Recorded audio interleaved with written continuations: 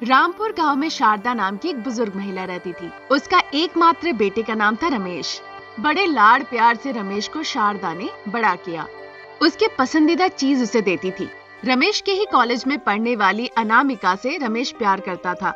अनामिका बहुत ही बुद्धिमान लड़की थी, पर उसके पास संपत्ति के नाम पर कुछ नहीं था। अनामिका ने अपना हुनर दिखाते हुए सभी खेलों में अपना पहला स्थल हासिल किया था। एक दिन कॉलेज में ही रमेश उसे कहता है, अनामिका, अगर तुम इसी तरह सारे खेल खेलते रही तो एक दिन ओलंपिक में जरूर गोल्ड मेडल तुम्हें मिलेगा। पूरा विश्वास है मुझे। रमेश, मुझे तुमसे कुछ खास बात करनी है। ऐसी कौन सी इम्पोर्टेंट बात, जल्दी बताओ।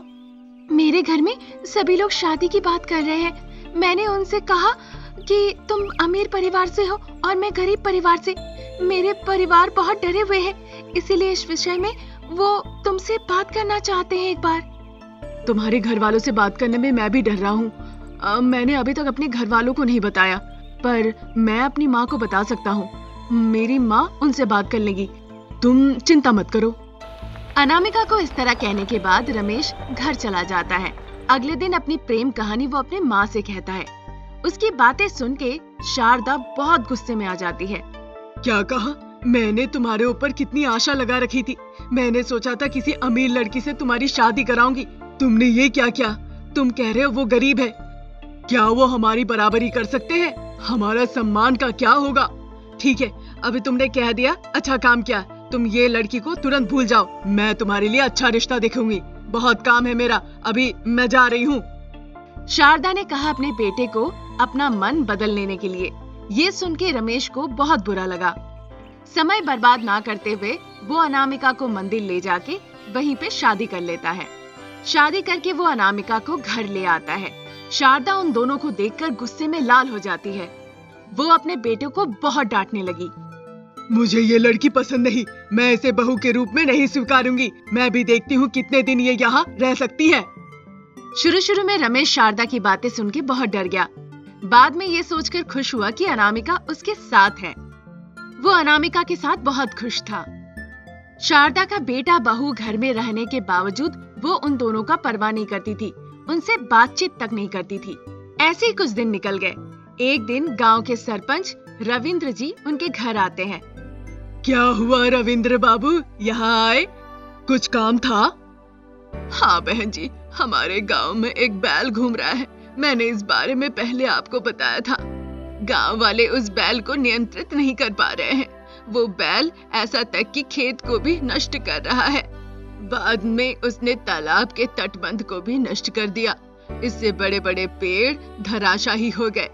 हर दिन गांव में एक व्यक्ति गांव के प्रवेश द्वार पर नजर रखता है ताकि वो बैल गांव में प्रवेश ना करे। प्रत्येक दिन हर परिवार से एक पुरुष जाके नजर रख रहा है। आज आपके बेटे की बारी है, वो जा तो रहा है ना? सरपंच जी, हाँ मैं जरूर जाऊंगा। सावधान बेटा, अभी ठंड का मौसम है और सुना है कि वो बैल पास के ही गांव में है। फिर हमारे गांव में भी आएगा, सावधान रहना। ठीक है सरपंच जी। उस रात गांव के प्रवेश द्वार देखने के लिए रमेश जाता है। गांव के प्रवेश द्वार में बैल रमेश से लड़ाई करने लगता है। उस लड़ाई में रमेश को चोट लगती है और कई घाव भी होते हैं। जीवन और मृत्यु की स्थिति में रमेश पहुंच जाता है। रमेश की परिस्थिति देखकर अनामिका बहुत तनाव में आ जाती है। वो रमेश का मरहम पट्टी करती है और रोते रोते कहने लगती है, ये तो बहुत भयानक बात हुई। अगर आपको कुछ हो जाता तो मेरी हालत क्या होती? जब इतना हो रहा है तो गांव वाले कैसे इन सबको बर्दाश्त कर रहे हैं? अनामिका जब अपने पति से इस तरह से कह रही थी, ये सब सुन के शारदा को बड़ा गुस्सा आता है और फिर अपनी वो बहू से कहने लगती है गुस्से से, गांव वालों को इस बारे में सब कुछ पता है। ऐसे ही बीच में आने वाले लोग क्या जानेंगे? जिन लोगों के पास खाने के लिए भी कुछ नहीं है, वो भी यहाँ पे आके बैठ गए बिना हिले डुले। मेरा घर भी बहुत कचरा हो गया है। जब से ये आई है तब से कुछ ना कुछ हो रहा है। ये तो मेरे बेटे को ही मार देती। छी! शारदा की ऐसी बातों से अनामिका को बहुत बुरा लगता है। एक तरफ गुस्सा आता है, दूसरी तरफ पति के लिए प्यार आता है। इसलिए रोने के अलावा उसके पास कोई चारा नहीं रहता। दूसरे दिन वो अपने पति को दवाई देती है और फिर वहाँ चली जाती है जहाँ पे बैल खड़ा था। मन ही मन कहती है और गुस्से से उसके तरफ आगे बढ़ के जाती है। मैं उस बैल को बिल्कुल नहीं छोड़ूंगी जिसने मेरे पति की हालत ऐसी की। आज से इस गांव को इस झंझट से ही मुक्ति मिल जाएगी। यही मेरे पति के लिए मेरा सबसे बड़ा तोहफा होगा। गांव वालों के साथ जो मिलके मैं आज काम करने वाली हूँ, उससे मेरे सासू माँ का भी मुंह बंद हो जाएगा। जब अनामिका ऐसा कहकर जाने लगी तो गांव के प्रवेश द्वार में वो बैल दिख जाता है। वो उसे देखने के बाद उस बैल के सींग को जाके पकड़ लेती है और उसे झुकाने की कोशिश करने लगती है। खेल में उपयोग की जाने वाली सभी तकनीकों को उपयोग करती है। अनामिका के टकराने से वो बैल धीरे धीरे कमजोर होने लगता है। लंबे समय तक उस बैल को अनामिका ने बहुत परेशान किया। आखिरकार वो बैल अनामिका के हाथ हार गया। अनामिका बैल के सींगों को तोड़ देती है। फिर तुरंत वो उस बैल को गांव में ले जाती है। गांव वाले ये देखकर आश्चर्य हो जाते हैं। ग्राम प्रधान अनामिका की बहादुरी का बहुत प्रशंसा करते हैं। शाबाश बेटा, आपने बहुत महान काम किया है। आपकी जैसी बहू मिलना शारदा की किस्मत है। रविंद्र जी की बातें सुनकर शारदा बहुत उत्साहित होती है।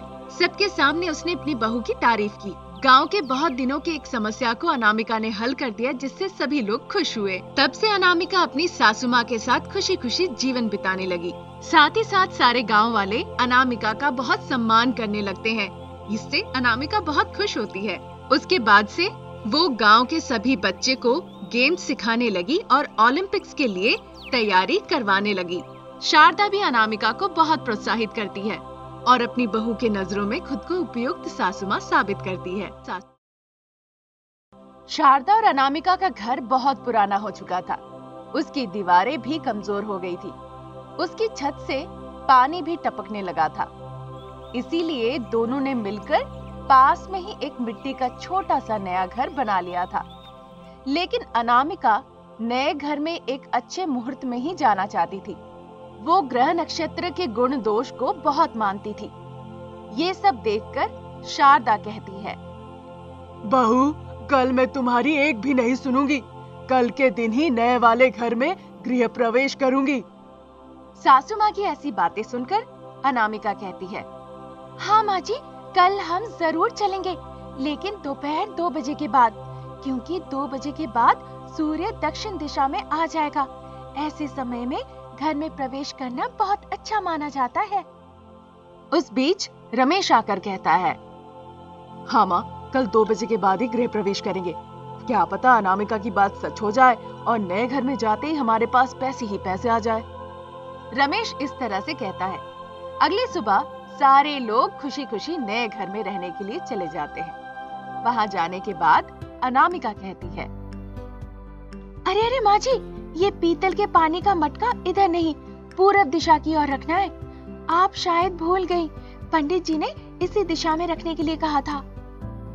शारदा अनामिका की ऐसी छोटी छोटी बातें सुनकर सर पकड़ लेती है और कहने लगती है, हे भगवान, क्या करूं मैं तुम्हारा और तुम्हारी पंडित जी का।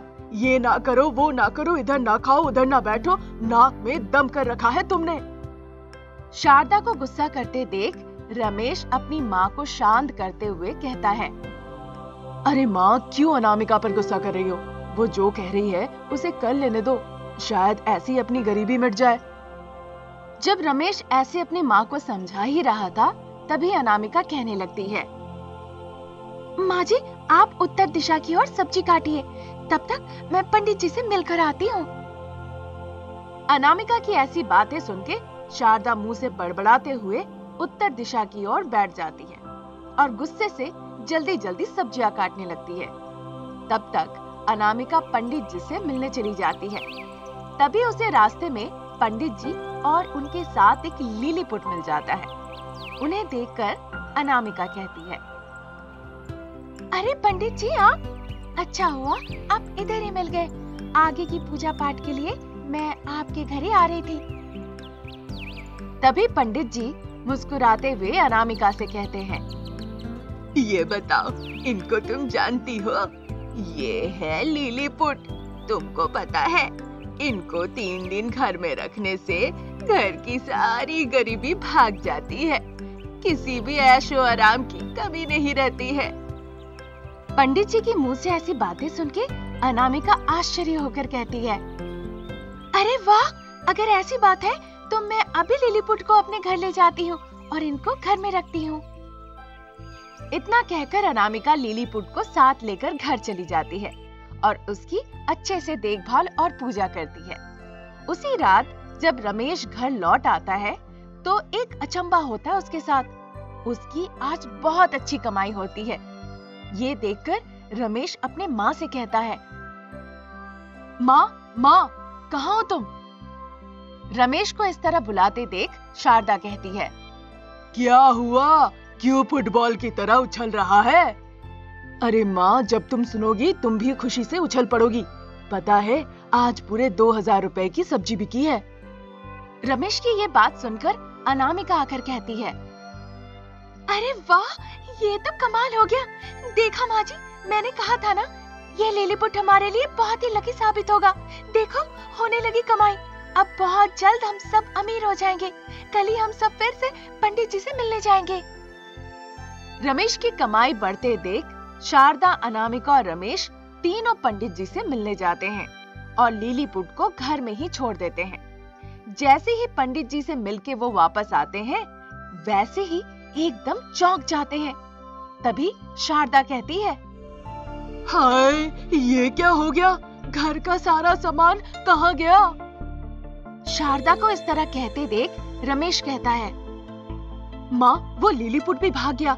वो भी नजर नहीं आ रहा है। लगता है वही सारा सामान लेके भाग गया। शारदा और रमेश की बातों पर अनामिका को विश्वास नहीं होता। नहीं, ऐसा नहीं हो सकता। लिलीपुट चोरी नहीं कर सकता। मैं अभी पंडित जी को फोन करके पूछती हूँ। इस तरह से कहकर अनामिका पंडित जी को फोन लगाती है, पर पंडित जी का नंबर ही नहीं लगता। ये देखकर शारदा कहती है, क्या हुआ? नहीं लगा फोन? मैं पहले ही बोल रही थी, इंसान ग्रह, नक्षत्र और लिलीपुट से अमीर नहीं हो सकता। वो सिर्फ अपनी मेहनत से धनवान होता है। अनामिका को अपनी गलती का एहसास होता है और आगे से ऐसी किसी भी ग्रह नक्षत्र के चक्कर में ना पड़ने का वो वादा करती है।